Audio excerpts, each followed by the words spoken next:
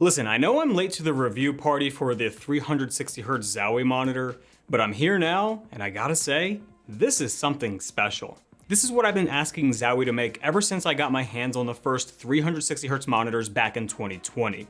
I'm gonna compare the BenQ Zowie XL2566K with a few monitors, I'm gonna tell you everything you need to know, and whether you should put this on your list when looking for an esports monitor.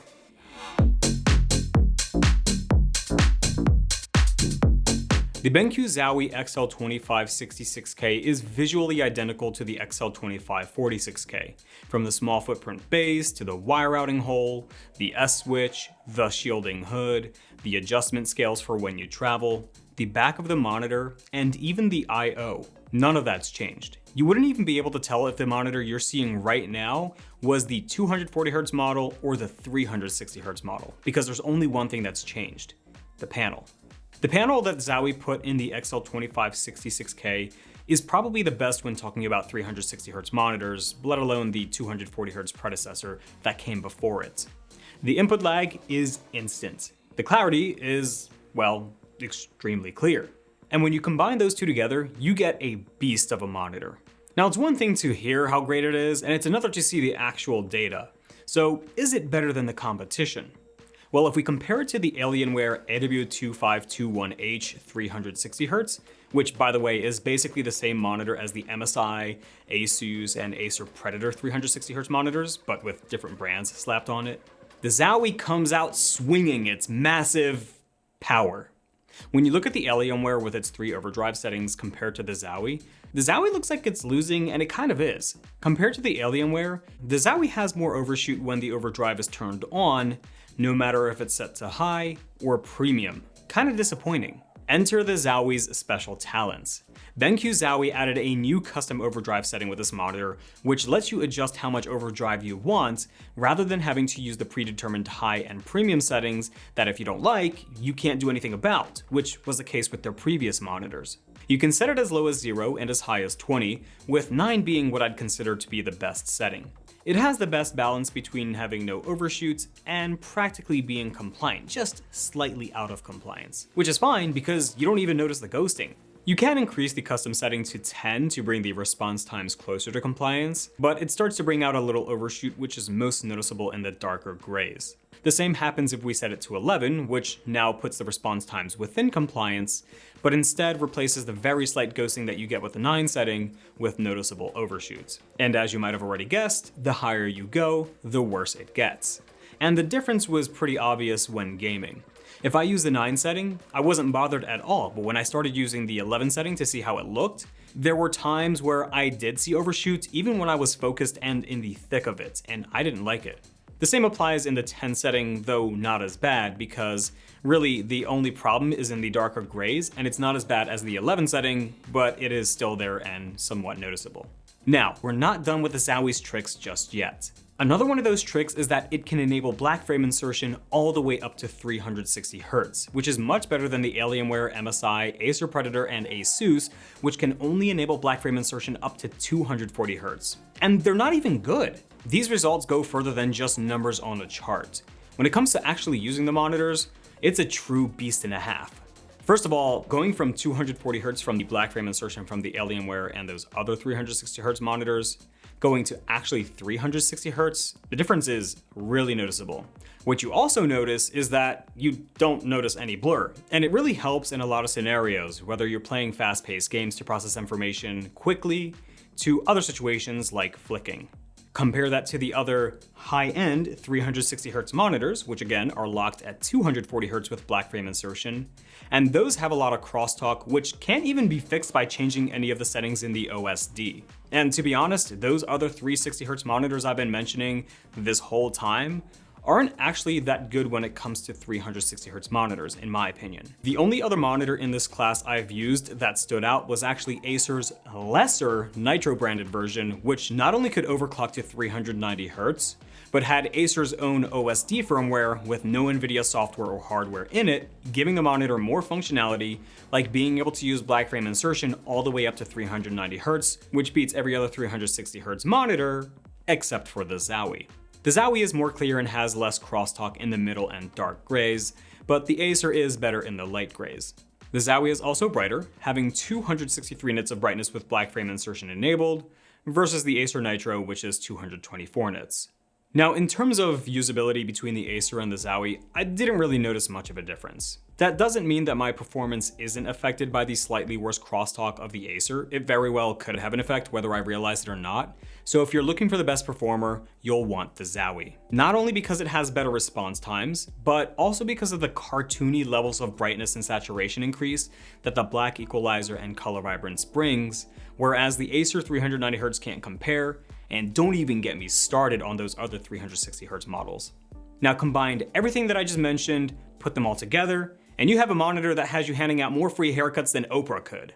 And it doesn't matter if you're playing at 360 FPS or half that at 180 FPS, which is common for harder games to run. For instance, I have a Ryzen 9 5950X and RTX 3080, and I only get 180 FPS on average in the new Modern Warfare 2, and the clarity is still great. Which brings me to the title. Is the Zowie actually better than OLED, like say the Alienware AW3423DW? Sure, it's the furthest thing from a competitive focused monitor, but it's got the latest QD OLED tech, and as we all know, OLED beats everything else, right? Well, yes, but also no. The Alienware does have better pixel response times, there's just no question about it. I mean, just look at that, 0.9 milliseconds? That's crazy. And it even does that from 175 Hz all the way down to 1 Hz. That's even crazier. But the problem is that a 360 Hz OLED doesn't exist. 240 Hz OLEDs do though, such as the new LG OLED 240 Hz that just released, and I just bought one today right before filming, so look out for that video. But for now, you cannot ignore the persistence of 360 Hz, which basically means that the image itself will naturally be more clear, since the display is pushing out literally twice as many frames as the Alienware QD OLED ultra-wide, and 40% more than what the 240 Hz OLEDs can do. The higher the monitor's refresh rate, the less image persistence you'll have, which means what you're seeing is going to be more clear as long as your PC has the power to push those frames. And as we already talked about, the Zowie has black frame insertion to decrease image persistence even further, meaning that since the backlight isn't just on all the time, but rather flashes quickly before the refresh cycle ends every refresh cycle, this means that you get a much less blurry image. This is technology that, as far as I know, and I could be wrong here, no consumer OLED monitor has. So when you combine these things together, on top of the fact that Alienware is about to release a 500 Hz IPS monitor, you can see why OLED isn't superior in competitive applications yet, if ever. For now, this Zowie seems to be the best monitor for competitive play, and that's about all it's good for. This panel is not good for visual fidelity. It's a 1080p TN panel, and that's fine, because Zowie didn't say colors and visuals will blow your mind. They knew what their target market was. But that doesn't stop me from telling you that when I went from using my Alienware QD OLED as my daily driver to this, I wanted to cry. Now, after using it for a while, I am used to TN panels again, and that's true of anything. Once you use something for a while, your brain adjusts. So it's really not that bad using a TN panel, because after a few days, my brain was like, this is fine. At least that's what I tell myself, because the data says otherwise. The monitor is only capable of displaying sRGB because it doesn't have any wide gamut support. The color accuracy isn't good out of the box, and calibrating it barely did anything. Contrast ratios were poor, and the viewing angles are as bad as you would expect from a TN panel. The only few things in this aspect that this monitor performed well in was the grayscale performance, at least when calibrated. The sustained 318 nits of brightness was also nice, and somehow, this monitor had some of the best uniformity of any monitor I've ever tested and used. But again, you don't buy this for its content viewing or content creation, you buy it for its esports power! Sure, the XL2566K has some of the best response times for an LCD display. It's got the best black frame insertion for 360 Hz, at least from what I've tested. It's got a great black equalizer and color vibrance combo, and the design is specifically engineered to take up as little desk space as possible, to get your face as close to the screen as possible, so you can destroy your eyesight. But not everyone wants to pay $600 for a monitor that's sole focus is one thing, and then have to buy another monitor for something else. I think most buyers will probably want something like the Acer 390Hz because it's cheaper, it's 390Hz with black frame insertion, it still performs well, and it has an IPS panel. I think this would be no contest if Zowie put an IPS panel in this thing and still performed 90% as good as this does, but that's not the Zowie way. The Zowie way is laser focusing on making the best esports hardware your delicate pupil will ever stare at, and that's what they did. This is, for now, again from what I've tested, the best performing esports monitor I've tested, with great gaming features to complement it. And if you're the kind of gamer who's looking for the best because you're seriously trying to be part of a pro or semi-pro roster, you want this. Now, if that's not your goal, you probably won't even consider this because of its lack of versatility, mainly its overall lackluster general viewing experience. Now, personally, I use this Zowie 360Hz if I'm playing any competitive title because I just hate being at a disadvantage and I hate losing.